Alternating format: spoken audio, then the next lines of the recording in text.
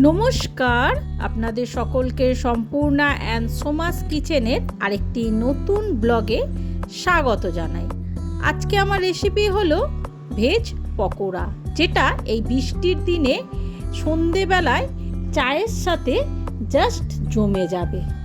তাহলে চলুন আসল রেসিপিটি দেখে নেওয়া যাক। এখানে আমি একদম ঝিরিঝিরি সরু করে গাজর কুচিয়ে নিয়েছি, বাঁধাকপি কুচিয়ে নিয়েছি, ধনেপাতা কুচো, একদম সরু সরু করে আলু কুচো, ক্যাপসিকাম কুচো আর কিছু কাঁচা লঙ্কা আমি কুচিয়ে নিয়েছি। এবার এই সব কটাকে আমাদের একটা পাত্রে নিয়ে নিতে হবে। আপনারা চাইলে এর মধ্যে অন্য কোনো সবজি কিংবা পেঁয়াজও দিতে পারেন। যেহেতু আমি এটা নিরামিষ দিনে বানাচ্ছি, তাই এর মধ্যে আমি আর কোনো পেঁয়াজ দিলাম না।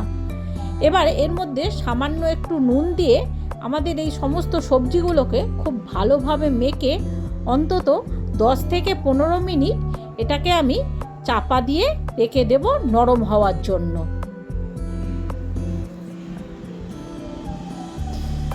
পনেরো মিনিট পর ঢাকা খুলে যখনই সবজিগুলো দেখতে পাচ্ছেন একটু নরম হয়ে গেছে, তখনই এখানে আমি 3 চামচের মতো চালের গুঁড়ো দিয়ে দেব।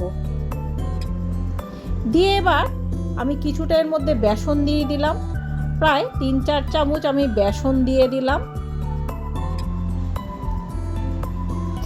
এবার 1 চামচ হলুদ গুঁড়ো, 1 চামচ লঙ্কা গুঁড়ো, 1 চামচ গোলমরিচ গুঁড়ো আর এখানে আমি 2-3 চামচ কর্নফ্লাওয়ার দেব। কর্নফ্লাওয়ারটা দিয়ে সামান্য একটু এর মধ্যে আমি গরম মশলা অ্যাড করে দেবো। গরম মশলাটা দিয়ে এবার এই সমস্ত উপকরণ আমাদের খুব ভালো করে সবজির সঙ্গে মেখে নিতে হবে। এখানে আমি কিছুটা পরিমাণ 2-3 চামচের মতো কিছুটা পরিমাণ আমি জল দিয়ে দিলাম। দিয়ে এবার ভালো করে এটাকে আমাদের মেখে নিতে হবে।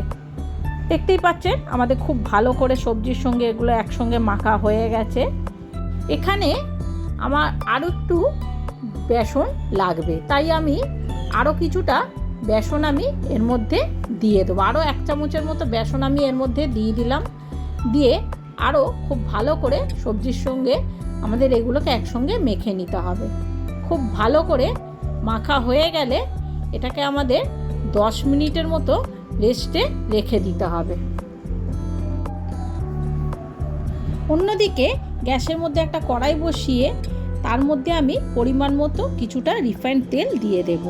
দিয়ে তেলটা যখনই হালকা গরম হবে তখনই আমি সেই সবজি মাখা থেকে কিছুটা কিছুটা করে সবজি মাখা বড়ার আকারে আমি এই তেলের মধ্যে দিয়ে দেব। কিছুক্ষণ পর যখনই এটার একটা সাইড এরকম হালকা লাল কালার চলে আসবে, তখনই আমি বড়াগুলোকে উল্টে আর এক সাইড করে দেব। আর একটা পিঠ যখন খুব ভালো করে আমাদের লাল করে ভাজা হয়ে যাবে, তখনই এগুলোকে আমি তেল থেকে এক এক করে তুলে নেব। আমার সমস্ত বড়া তেল থেকে তোলা হয়ে গেছে। তুলে আবার ওই তেলের মধ্যেই বাকি সবজির পকোড়াগুলোকে আমি দিয়ে দেব।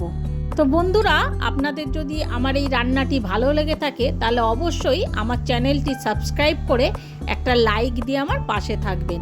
আর আমাকে কমেন্ট করে জানাতে ভুলবে না আমার এই রান্নাটি আপনাদের কেমন লেগেছে। তাহলে দেখতেই পাচ্ছেন আমার সমস্ত সবজির পকোড়া কিংবা ভেজ পকোড়া একদম রেডি হয়ে গেছে। এটাকে গরম গরম আপনারা সন্ধেবেলায় চায়ের সাথে কিংবা যে কোনো নিরামিষ দিনে আপনারা ডালের সাথে ভাতের পাতে এই পকোড়াটা খেতেই পারেন। এটা খেতে দুর্দান্ত হয়ে থাকে। একবার বানালে আপনাদের বারবার তখন এই ভেজ পকোড়াটা বানাতে ইচ্ছা করবে। একটা আপনাদের ভেঙে দেখাচ্ছি, দেখুন কতটা ক্রাঞ্চি, অর্থাৎ কতটা মুচমুচে হয়েছে এই ভেজ পকোড়াগুলো। তাহলে বন্ধুরা আর দেরি না করে ঝটপট আপনারাও বাড়িতে আমার এই রেসিপিটি দেখে এই ভেজ পকোড়াটা বানিয়ে ফেলুন।